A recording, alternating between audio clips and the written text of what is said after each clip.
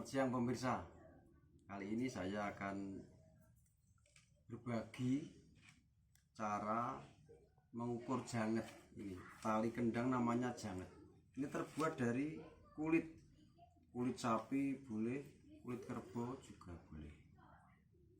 Ini lebarnya sekian. Jangan sampai terlalu kecil atau terlalu lebar, karena ini kendang cidon yang akan saya langkis.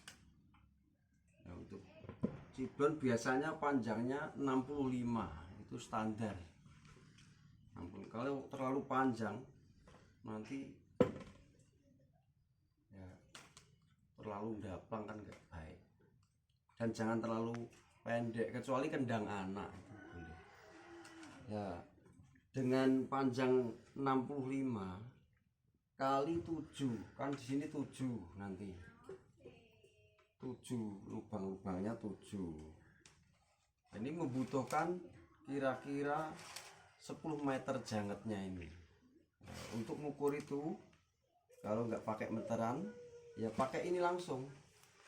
Ini nanti untuk narik ya minimal sekian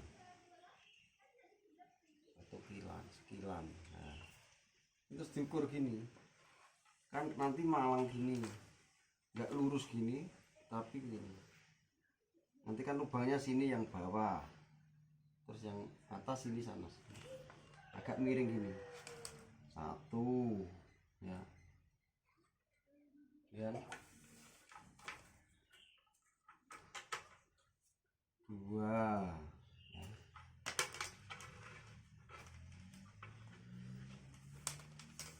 3 4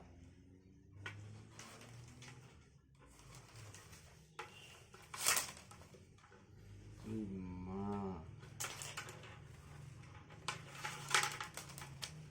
6 7. Ini baru separuh. 8 9 10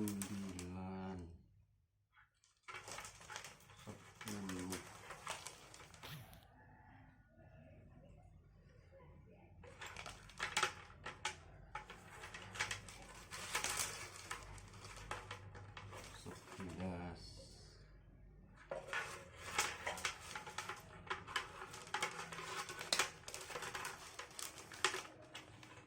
12.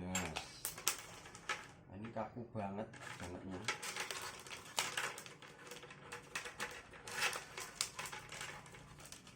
13 14. Nah, sampai di sini. Oke. Lebih sedikit karena untuk ini lekuknya ini biar nggak apa-apa. Nah, ini kan atau langsung dipotong nggak apa-apa. Nanti ada mulurnya juga, Nah, ini motongnya 12 ini. Ini sebenarnya untuk sabet, kendang sabet kan 12 meter. Nah, ini untuk cidon kebutuhannya hanya 10 meter. Nah, sisanya nanti kan bisa untuk cangkingan ini juga. Cangkingan. Jadi tidak membuang. Cangkingan yang motif saya itu membutuhkan ya minimal 1 meter. Tapi kalau hanya biasa di kelabang itu paling berapa senti? Gini sudah cukup. Berapa senti ini? Sekitar 45 atau 40 sudah cukup. Kita ini terus dipotong. Ini dipotong terus diikat.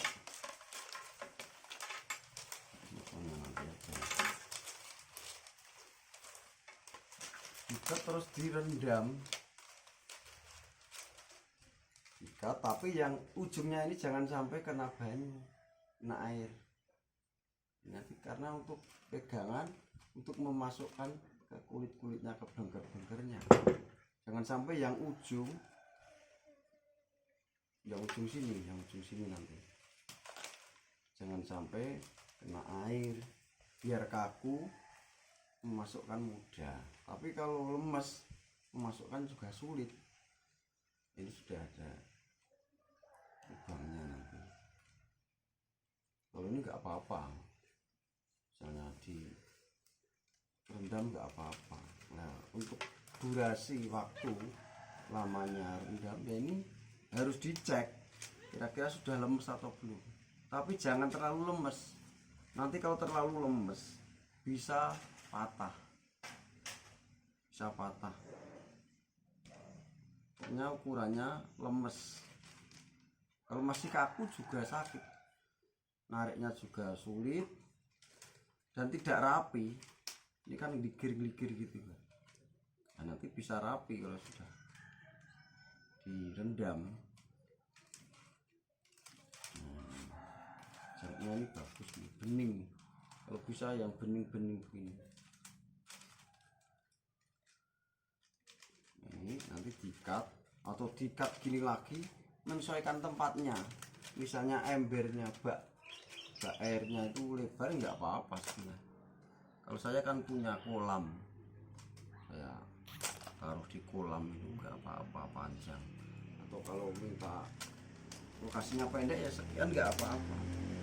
Tali terus ditaruh di ember bak air itu, bab janggat atau tali. Nah, ini kulit yang sudah saya rendam. Nah, ini sudah lemes, nanti tinggal susruk ini, ditipiskan bagian ini. Nah, ini sekian. Kalau ragu-ragu digini kan nggak apa-apa, dikasih kapur gini nggak apa-apa.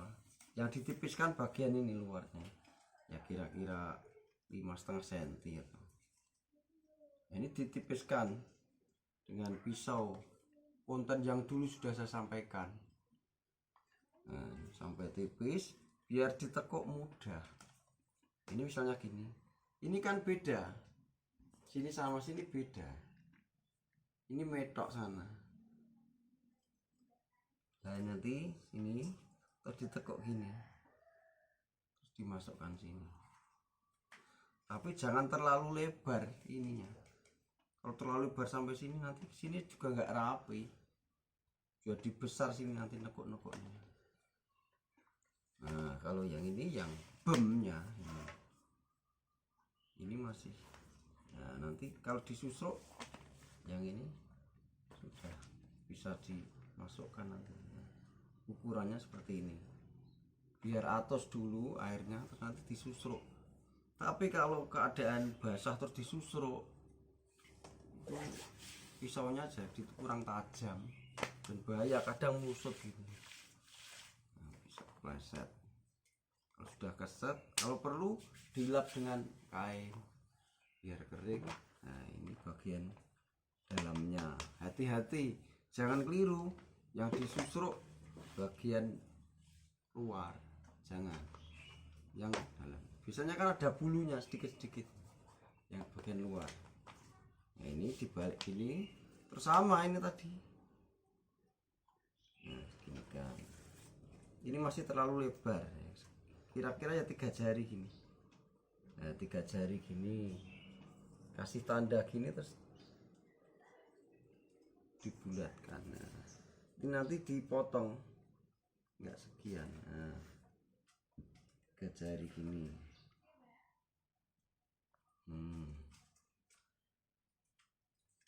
Terus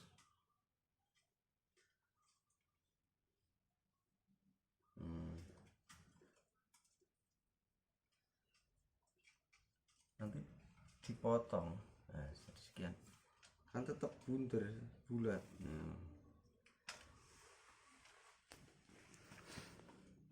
Nah, kalau terlalu lebar kurang rapi, jadi blongkernya ini, wengkunya ini jadi besar karena banyak lipatan di dalamnya. Nah, sekian, nanti kurangi sudah. Nah, ini sudah. Yang penting ukurannya ini bisa masuk ke sini dan dilipat di dalam ini, ukurannya itu. Tapi kalau segini misalnya, terus gini lah kan nggak bisa. Nggak bisa, apalagi mepet sini nggak bisa. Nah, ini apa pakai lem? Enggak, ini tanpa lem. Soalnya kulit ini kalau sudah kering, sudah kaku seperti ini, nggak bisa peras banget. Nah, ini kalau sudah dilipat apalagi nggak bisa kembali. Kalau sudah melingkar gini, dilipat, tapi kalau sudah ditipiskan, terus dilipat, terus melingkar gini sekeliling, nggak kembali. Nah ini lipatannya kan segini kan, nggak kebesaran nih, nggak kecil, sudah cukup nih. Nah, yang penting jangan terbalik. Nanti kalau terbalik gini terus gini, nanti nggak bunyi. Ya bunyi tapi ya kurang bagus, terus ya kurang awet. Yang bagian kulit luarnya jadi di dalam.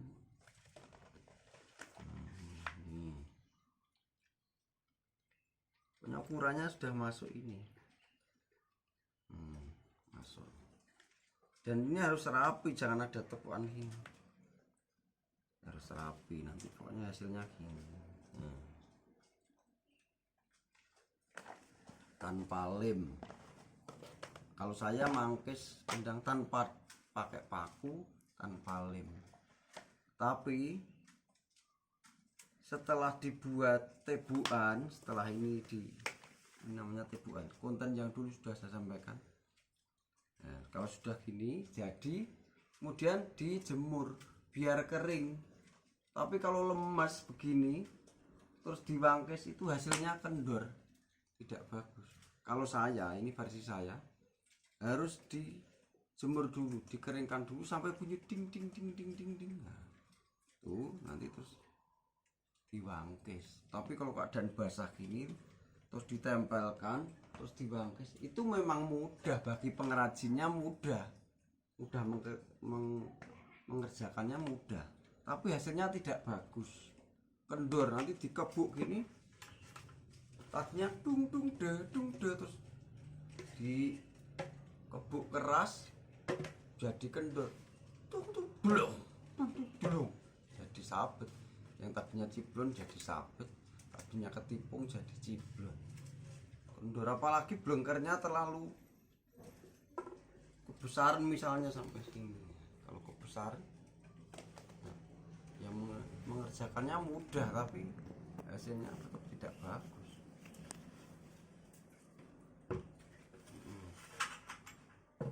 Nah, itulah cara mengukur janget dan cara memilih kulit tebuan. Mudah-mudahan bermanfaat. Selamat berkarya.